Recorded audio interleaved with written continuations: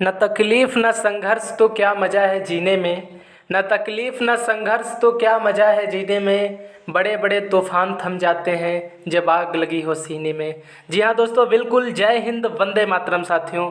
मैं दिव्य रघुवंशी आप सभी लोगों का स्वागत करता हूँ आज की इस वीडियो में।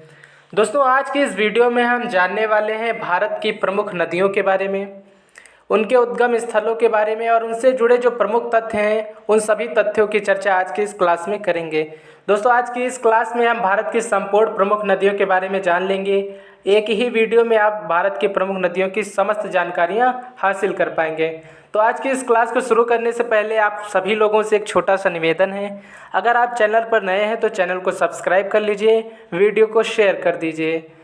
तो आइए आज की इस क्लास को शुरू करते हैं साथियों। आज की क्लास में हम जानेंगे कि भारत में अनेक जो छोटी बड़ी नदियां हैं और उनकी जो सहायक नदियां हैं उनके बारे में, उनके प्रमुख उद्गम स्थलों के बारे में एवं उनसे जुड़े कुछ रोचक तथ्यों के बारे में। सबसे पहले हम बात करेंगे साथियों सिंध नदी के बारे में। सिंधु नदी सिंधु नदी को इंडस नदी भी कहा जाता है।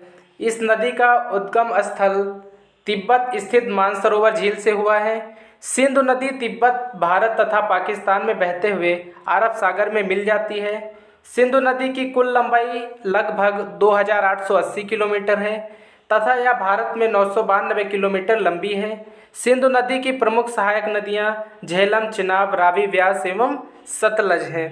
सबसे पहले बात करें सिंधु नदी की, तो सिंधु नदी जो है इसे इंडस रिवर के नाम से भी जाना जाता है। ये तिब्बत के मानसरोवर झील से निकलती है। सिंधु नदी भारत पाकिस्तान में बहते हुए अरब सागर में मिल जाती है। इसकी टोटल लंबाई की अगर बात करें तो 2880 किलोमीटर है और भारत में अगर इसकी लंबाई की बात करें तो 992 किलोमीटर है। इसका प्रश्न पूछता है कि सिंधु की सहायक नदियां बताइए। तो सिंधु की जो प्रमुख सहायक नदियां हैं उनमें झेलम, चिनाब, रावी, व्यास एवं सतलज प्रमुख हैं। ये सिंध की बात हो गई।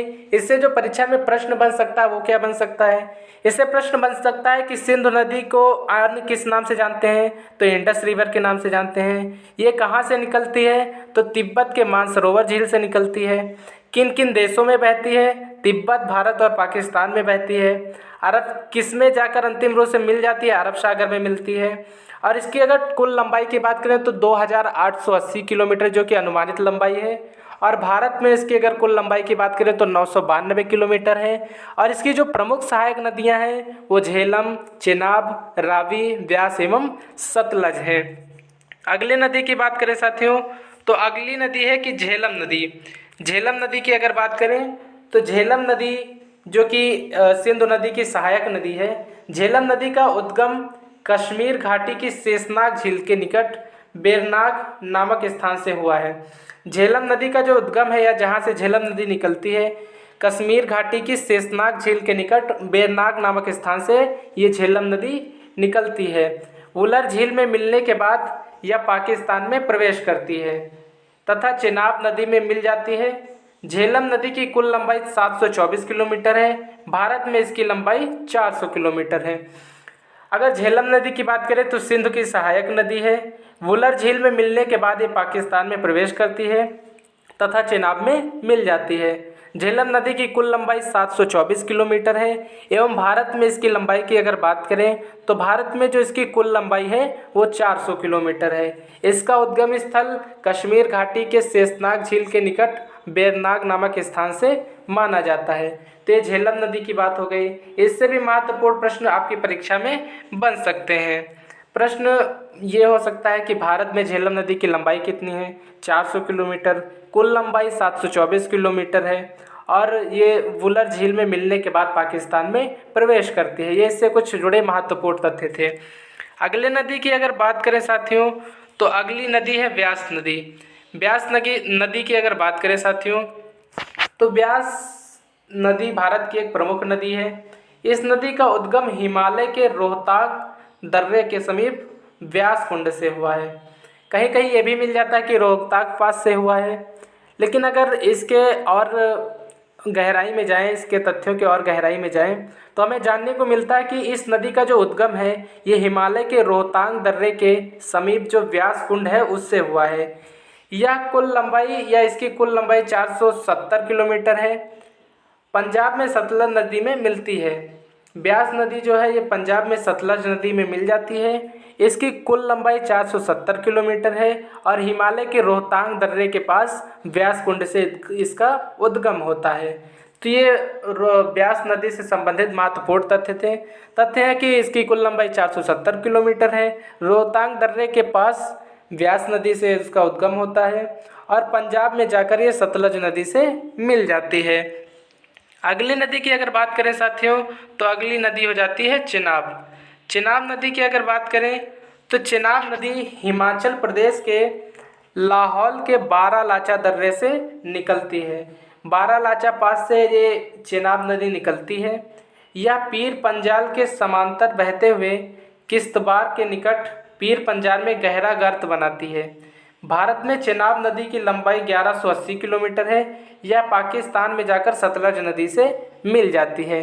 चिनाब नदी के बारे में प्रमुख जानकारियाँ जो कि आपकी परीक्षा से संबंधित हैं, अत्यंत महत्वपूर्ण है, परीक्षा में पूछा जा सकता है और पूछा भी गया है। प्रीवियस ईयर के क्वेश्चन उठाएंगे आप तो देखेंगे नदियों से जहाँ से प्रश्न आते हैं उनमें से चिनाब से भी प्रश्न बनते हैं।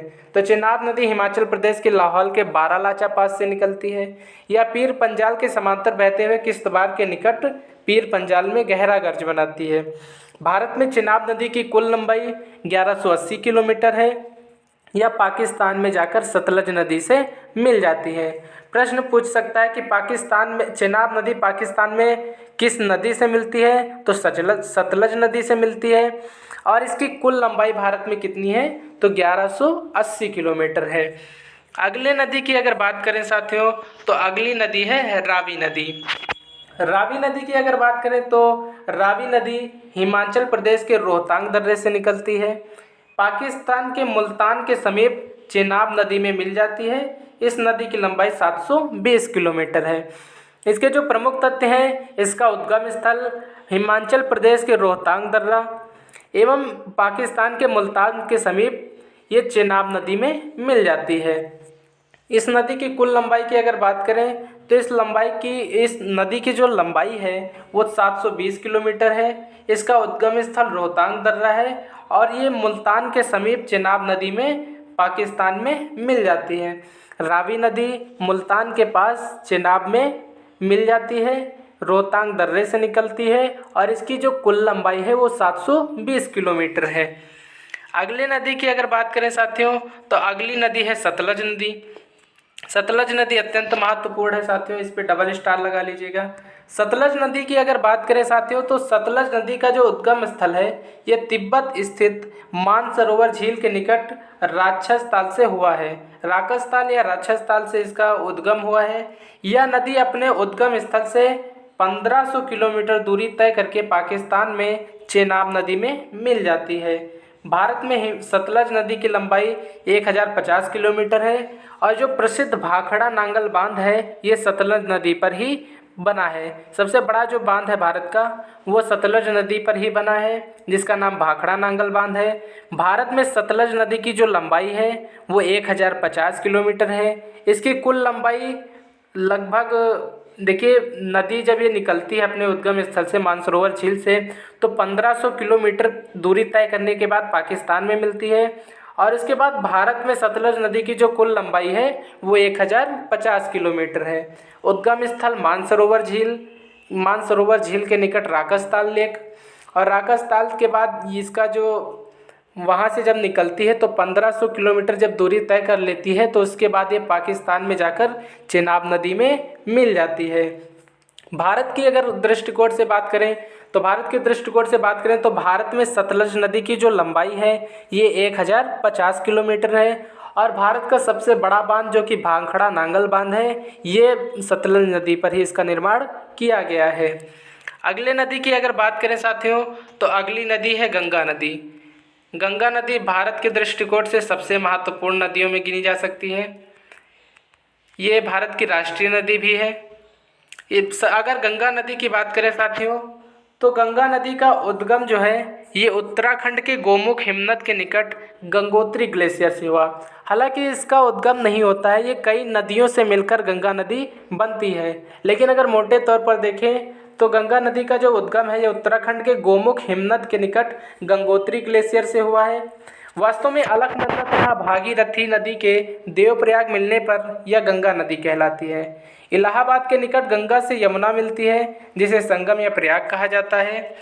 गंगा नदी दक्षिण पूर्व की ओर बहते हुए बांग्लादेश में प्रवेश करती है, जहां इसे पद्मा कहा जाता है। प्रश्न पूछा जाता है कि गंगा नदी को बांग्लादेश में क्या कहा जाता है, तो गंगा नदी को बांग्लादेश में पद्मा के नाम से जाना जाता है। बांग्लादेश में गंगा को पद्मा कहा जाता है। ठीक है। इसके बाद बांग्लादेश में समुद्र में मिलने से पहले ब्रह्मपुत्र नदी से मिलती है, तो इसका नाम मेघना हो जाता है। जब गंगा नदी ब्रह्मपुत्र नदी से मिलती है तो इसका क्या नाम हो जाता है, तो इसका नाम हो जाता है मेघना। बांग्लादेश में इसे पद्मा के नाम से जाना जाता है। और बांग्लादेश से जब ये आगे समुद्र की ओर बढ़ने लगती है और ब्रह्मपुत्र नदी से मिलती है, तब इसका नाम मेघना हो जाता है। गंगा नदी की कुल लंबाई की बात करें तो 25-25 किलोमीटर है, तथा भारत में इसकी कुल लंबाई 25-10 किलोमीटर है। गंगा नदी पश्चिम बंगाल में विश्व प्रसिद्ध सुंदरवन का डेल्टा का निर्माण करती है। गंगा नदी की जो प्रमुख सहायक नदियां हैं, इनमें यमुना, सोन, रामगंगा, घाघरा, कोसी और गंडक प्रमुख हैं। यमुना की अगर बात करें तो गंगा की सबसे बड़ी सहायक नदी है। रामगंगा, घाघरा, कोसी, गंडक, सोन ये सभी गंगा की प्रमुख सहायक नदियां मानी जाती हैं।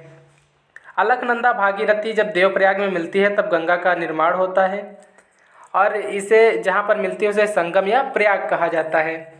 इसे गंगा नदी को बंगाल में अगर बांग्लादेश की अगर बात करें तो बांग्लादेश में इसे पद्मा के नाम से जाना जाता है। और जब बांग्लादेश से आगे बढ़ते हुए समुद्र की ओर बढ़ती है तब और ब्रह्मपुत्र नदी से मिलती है तो इसे मेघना के नाम से जाना जाता है। अगले नदी की बात करें साथियों, ये जो गंगा नदी है इस पर डबल स्टार लगा लीजिए साथियों, इससे प्रश्न परीक्षा में अवश्य पूछा जाता है। अगली नदी की बात करें साथियों तो अगली नदी हो जाएगी यमुना नदी। यमुना नदी की अगर बात करें साथियों तो यमुना नदी जो है ये गंगा की प्रमुख सहायक नदी है। यमुना नदी गंगा की प्रमुख सहायक नदी है। इस नदी का जो उद्गम स्थल है ये उत्तराखंड के यमुनोत्री नामक ग्लेशियर से हुआ है, जो बंदरपुछ पहाड़ी पर स्थित है। यमुना नदी के किनारे दिल्ली, मथुरा तथा आगरा जैसे बड़े शहर बसे हुए हैं। यह लगभग 1375 किलोमीटर का सफ़र तय करके इलाहाबाद के निकट प्रयाग में गंगा नदी में मिल जाती है। यमुना नदी की जो प्रमुख सहायक नदियां हैं उनमें टॉस, चंबल, बेतवा, केन तथा काली नदी, सिंध नदी आदि शामिल हैं। यमुना नदी को भारत की सबसे अधिक प्रदूषित नदी भी माना जाता है।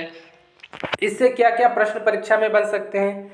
एक तो प्रश्न बन सकता है कि गंगा की जो सबसे प्रमुख सहायक नदी वो कौन सी है, तो ये यमुना है। अगर पूछे कि भारत की सबसे प्रदूषित नदी कौन सी है, तो वो यमुना है।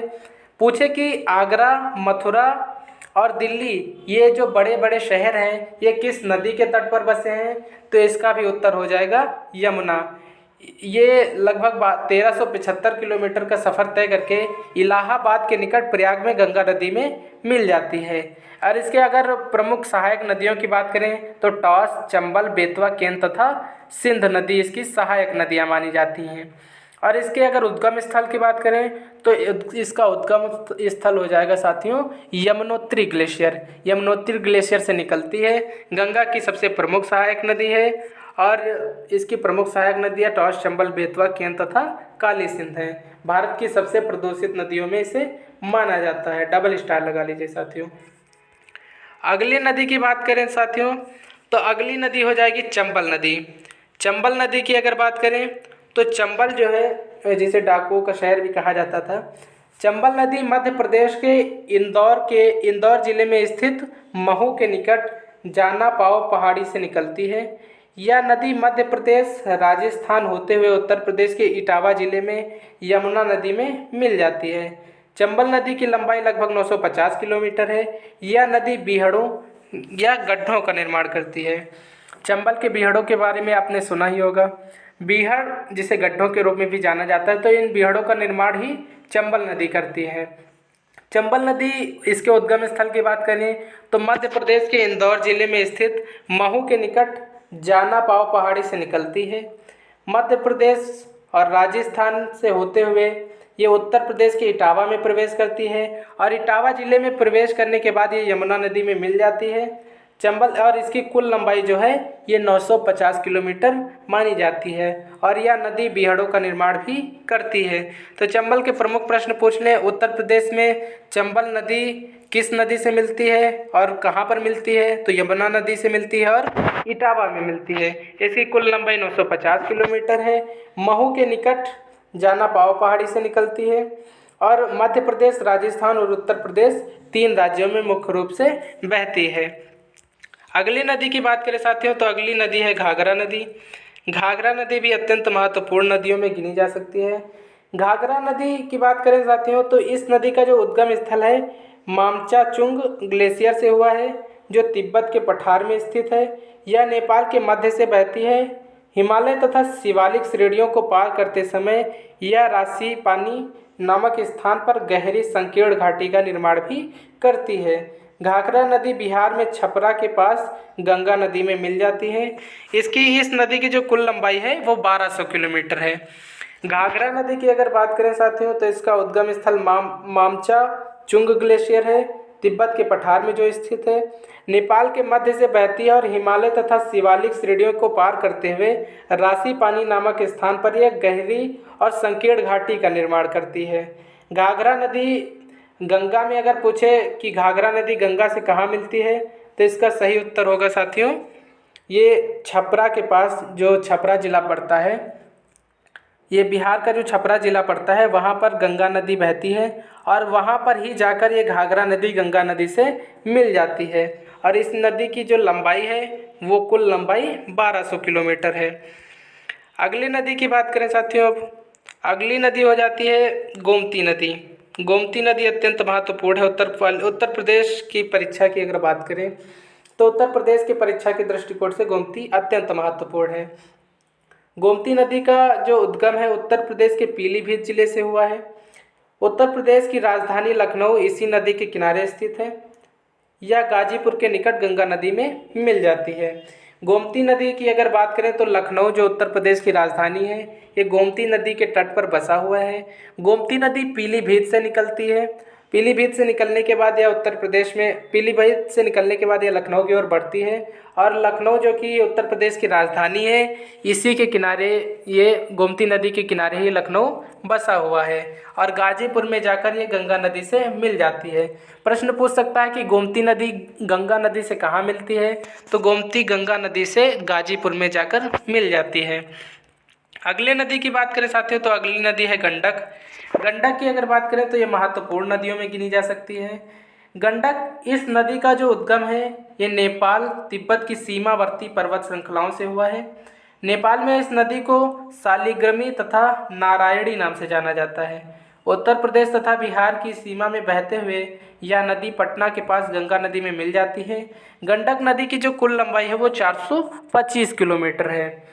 गंडक की बात करें तो इस नदी का जो उद्गम स्थल है नेपाल तथा तिब्बत की सीमावर्ती पर्वत श्रृंखलाओं से हुआ है। नेपाल में इस नदी को क्या कहा जाता है? तो शालिग्रामी या नारायणी के नाम से जाना जाता है। गंडक को नेपाल में शालिग्रामी या नारायणी कहा जाता है। उत्तर प्रदेश तथा बिहार की सीमा में बहते हुए यह नदी पटना के पास गंगा में मिल जाती है और गंडक नदी की जो कुल लंबाई है ये 425 किलोमीटर है। अगली नदी की अगर बात करें साथियों तो अगली नदी है कोसी। कोसी जो कि बिहार के दृष्टिकोण से अत्यंत महत्वपूर्ण प्रश्न है। बिहार पीसीएस में भी इससे प्रश्न पूछे जा सकते हैं। कोसी नदी की अगर बात करें तो कोसी नदी का जो उद्गम है प्रारंभिक रूप में 7 धाराओं में हुआ जो नेपाल, हिमालय तथा कंचनजंगा पर्वत से निकलती है। इन धाराओं में सबसे बड़ी धारा का नाम अरुण है जो माउंट एवरेस्ट के पास से निकलती है और बिहार के मैदानी भागों में बहते हुए यह नदी भागलपुर जिले में गंगा नदी से मिल जाती है। कोसी नदी की लंबाई लगभग 750 किलोमीटर है। कोसी नदी अपने मार्ग परिवर्तन एवं भयंकर बाढ़ के लिए कुख्यात है। यह प्रतिवर्ष बिहार में जनधन की अपार क्षति पहुंचाती है, इसीलिए इसे बिहार का शोक कहा जाता है। अगर प्रश्न पूछे कि किस नदी को बिहार का शोक कहा जाता है, तो कोसी नदी को बिहार का शोक कहा जाता है। इसकी कुल लंबाई 750 किलोमीटर है। यह नदी बिहार के भागलपुर जिले में गंगा नदी से मिलती है। इसे यह प्रतिवर्ष बिहार में जनधन की अपार क्षति या इससे बिहार में बहुत अधिक हानि होती है, जिस कारण से इसे बिहार का शोक कहा जाता है। कुल लंबाई 750 किलोमीटर है। अगली नदी की अगर बात करें साथियों, तो अगली नदी है दामोदर नदी। पर आपकी परीक्षा किसी भी परीक्षा की दृष्टि से अत्यंत महत्वपूर्ण है। दामोदर नदी की अगर बात करें तो इस नदी का उद्गम छोटा नागपुर के पठार में स्थित पलामू पहाड़ी से हुआ है। यह झारखंड से बहती हुई पश्चिम बंगाल में प्रवेश करती है तथा हुगली नदी में मिल जाती है। दामोदर नदी द्वारा पश्चिम बंगाल में बाढ़ से भारी तबाही होती है। क्षमा करें, ये बाढ़ होगा। बाढ़ से भारी तबाही होती है, इसलिए इसे पश्चिम बंगाल का शोक कहा जाता है। इस नदी पर दामोदर नदी घाटी परियोजना संचालित है, जो अमेरिका की टेनेसी नदी घाटी परियोजना पर आधारित है। ये मेंस में भी प्रश्न इससे पूछा जा सकता है, प्री में भी पूछा जा सकता है कि अगर इसकी बात करें, दामोदर नदी की बात करें, तो इस नदी का उद्गम छोटा नागपुर पठार के पास स्थित पलामू पहाड़ी से हुआ। झारखंड में से बहते हुए पश्चिम बंगाल में प्रवेश करती है, हुगली नदी में मिल जाती है, अर्थात हुगली की सहायक नदी है। दामोदर नदी द्वारा पश्चिम बंगाल में बाढ़ से भारी तबाही होती है, इसलिए इसे पश्चिम बंगाल का शोक कहा जाता है। बिहार की शोक की अगर बात करें तो कोसी नदी को बिहार का शोक कहा जाता है, और पश्चिम बंगाल के शोक की अगर बात करें तो दामोदर नदी को पश्चिम बंगाल का शोक कहा जाता है। इस नदी पर दामोदर नदी घाटी परियोजना संचालित है, जो अमेरिका की टेनेसी नदी घाटी परियोजना से प्रेरित है या टेनेसी नदी घाटी परियोजना पर आधारित है। दामोदर नदी घाटी से ये प्रश्न, ये जो प्रमुख तथ्य हैं, ये बन सकते हैं आपकी परीक्षा में। अगली नदी की अगर बात करें तो अगली नदी है बेतवा नदी। बेतवा नदी की अगर बात करें तो बेतवा नदी का जो उद्गम है ये मध्य प्रदेश से होता है। यह रायसेन जिले में स्थित कुमार गांव के निकट विंध्याचल पर्वत से निकलती है। इस नदी की कुल लंबाई 475 किलोमीटर है। यह उत्तर प्रदेश के हमीरपुर जिले में यमुना नदी से मिल जाती है। इस नदी पर माता टीला एवं राजघाट बांध निर्मित हैं। माता टीला एवं राजघाट बांध जो कि हैं अत्यंत महत्वपूर्ण बांध है, परीक्षा में पूछा जा चुका है कि माता टीला बांध जो है ये किस नदी पर स्थित है, तो इसका सही उत्तर होता है बेतवा नदी पर। और राजघाट बांध जो है ये भी बेतवा नदी पर स्थित है। बेतवा नदी मध्य प्रदेश से निकलती है। रायसेन जिले, मध्य प्रदेश का जो रायसेन जिला पड़ता है उसके पास स्थित कुमार गांव के निकट विंध्याचल पर्वत से निकलती है। इस नदी की लंबाई 475 किलोमीटर है। यह उत्तर प्रदेश के हमीरपुर जिले में यमुना नदी से मिल जाती है। और इस पर जो प्रमुख बांध बने हैं वो माता टीला बांध एवं राजघाट बांध बने हुए हैं। अगली नदी की बात करें तो सोन नदी है।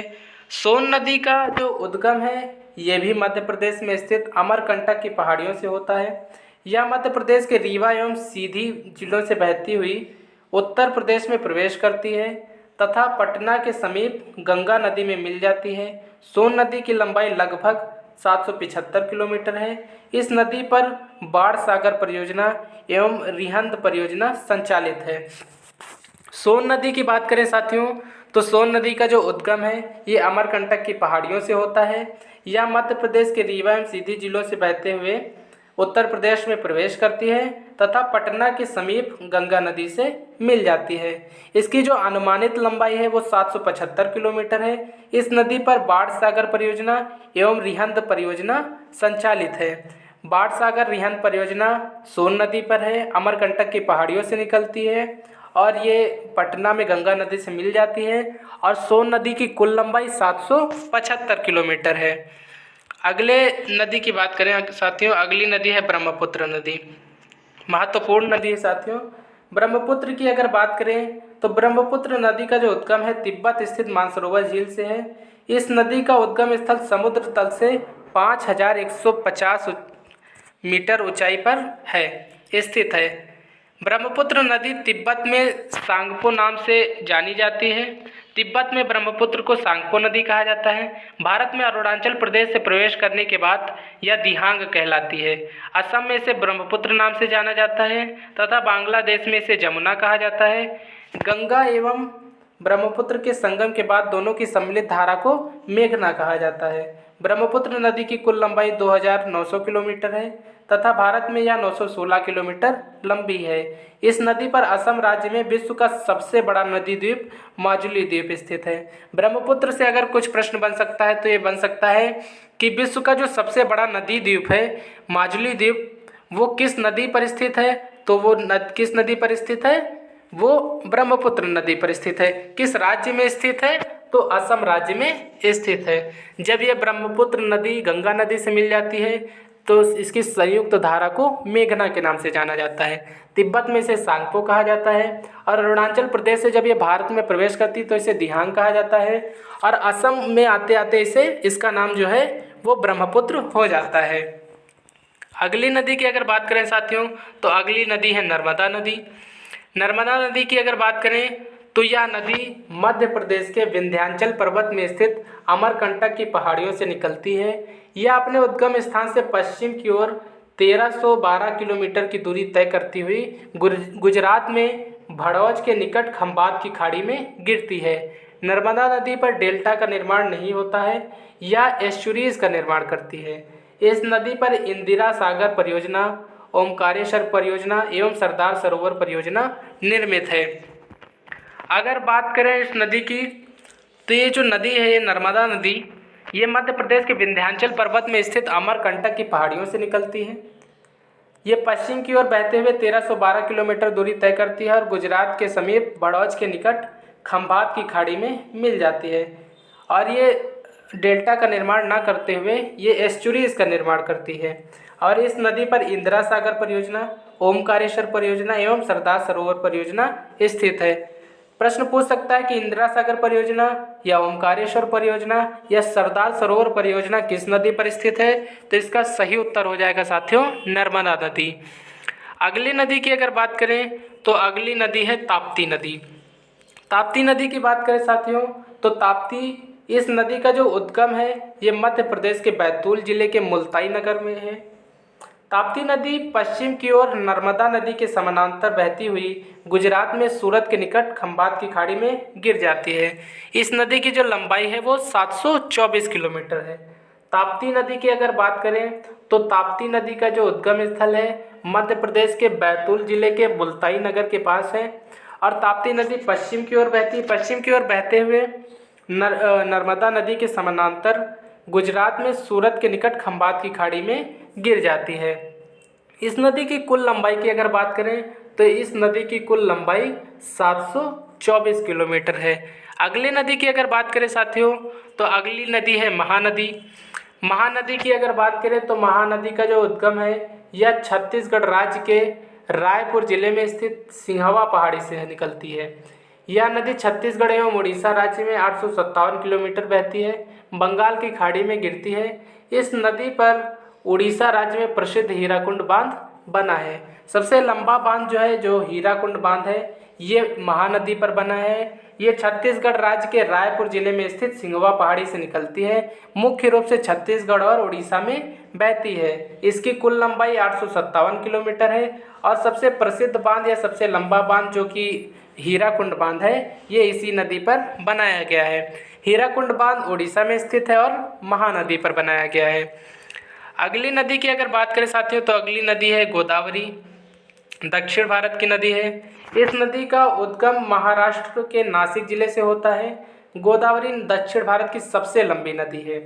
इसकी लंबाई 1465 किलोमीटर है।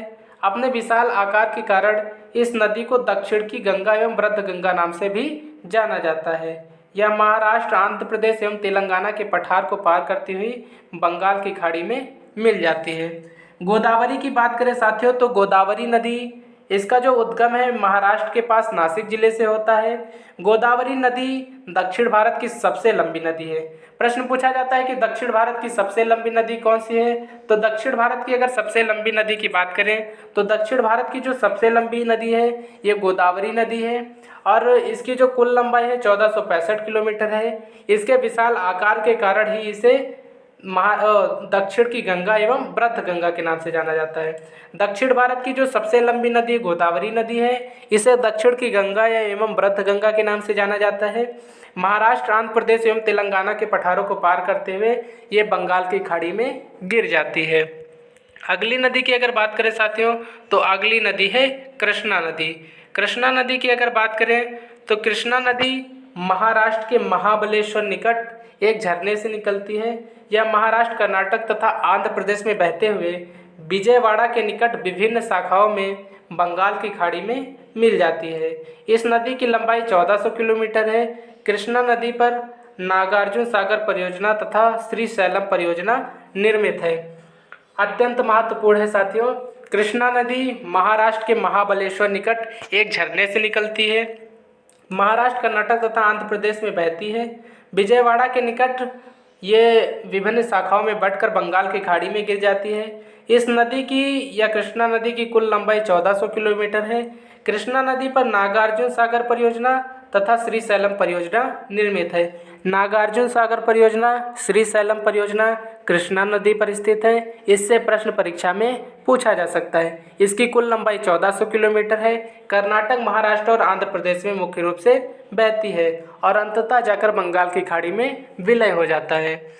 अगली नदी की अगर बात करें साथियों तो अगली नदी है कावेरी नदी। कावेरी नदी की अगर बात करें साथियों तो कावेरी नदी का जो उद्गम है कर्नाटक राज्य के कुर्ग जिले में स्थित ब्रह्मगिरी की पहाड़ियों से हुआ है। कावेरी नदी में प्रसिद्ध शिव समुद्रम जलप्रपात स्थित है। यह नदी 800 किलोमीटर की दूरी तय करते हुए बंगाल की खाड़ी में मिल जाती है। कावेरी नदी की बात करें तो दक्षिण भारत की ये नदी है, तीसरी सबसे बड़ी नदी है। कावेरी नदी का जो उद्गम है कर्नाटक राज्य के कुर्ग जिले के ब्रह्मगिरी पहाड़ियों से होता है। कावेरी नदी पर जो है शिव समुद्रम जलप्रपात स्थित है। अत्यंत महत्वपूर्ण प्रश्न साथियों, डबल स्टार लगा लीजिए। प्रश्न पूछ सकता है कि शिव समुद्रम जो जलप्रपात है किस नदी पर स्थित है, तो कावेरी नदी पर स्थित है। इसकी कुल लंबाई 800 किलोमीटर है और यह अंततः बंगाल की खाड़ी में मिल जाती है। अगली नदी की अगर बात करें साथियों तो अगली नदी है क्षिप्रा नदी।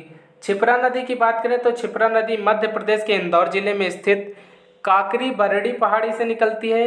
इस नदी के किनारे उज्जैन का विश्व प्रसिद्ध महाकालेश्वर मंदिर स्थित है, जहाँ प्रत्येक 12 वर्षों में कुंभ का मेला लगता है। साथियों इसको ट्रिपल स्टार कर लीजिए। अत्यंत महत्वपूर्ण प्रश्न है साथियों। ये जो लाइन है कि इस नदी के किनारे उज्जैन का विश्व प्रसिद्ध महाकालेश्वर मंदिर स्थित है, जहाँ प्रत्येक 12 वर्षों में कुंभ का मेला आयोजित किया जाता है। पहले इसके उद्गम स्थल की बात करें तो काकरी बरड़ी पहाड़ी से निकलती है, जो कि मध्य प्रदेश के इंदौर जिले में पड़ती है। और 12 ज्योतिर्लिंगों में जो सबसे प्रसिद्ध ज्योतिर्लिंग एक है वो महाकालेश्वर ज्योतिर्लिंग, जो कि उज्जैन में स्थित है। ये इसी नदी के किनारे स्थित है। महाकालेश्वर ज्योतिर्लिंग जो है ये क्षिप्रा नदी के किनारे स्थित है और यहाँ पर इसी नदी के किनारे प्रत्येक 12 वर्षों पर कुंभ के मेले का आयोजन किया जाता है। अगली और अंतिम नदी है साथियों आज की माही नदी। माही नदी की अगर बात करें तो माही नदी, इस नदी का जो उद्गम है ये अरावली पर्वत श्रृंखला से होता है तथा यह गुजरात में खंबात की खाड़ी में गिरती है। यह नदी कर्क रेखा को 2 बार काटती है। महत्वपूर्ण प्रश्न है साथियों। प्रश्न पूछा जा सकता है कि कौन सी नदी कर्क रेखा को 2 बार काटती है, तो माही नदी कर्क रेखा को 2 बार काटती है, अरावली पर्वत श्रृंखला से निकलती है, गुजरात में खंबात की खाड़ी में गिर जाती है। एक बार फिर से रिवाइज कर देते हैं। माही नदी कर्क रेखा को 2 बार काटती है, अरावली पर्वत से निकलती है और गुजरात के समीप खंबात की खाड़ी में गिर जाती है। तो दोस्तों आज का ये वीडियो कैसा लगा कमेंट बॉक्स में अवश्य बताइएगा। आज की इस वीडियो में फ़िलहाल दोस्तों इतना ही। कल फिर से मिलेंगे एक नई वीडियो के साथ। तब तक के लिए जय हिंद, जय भारत, जय श्री केदार।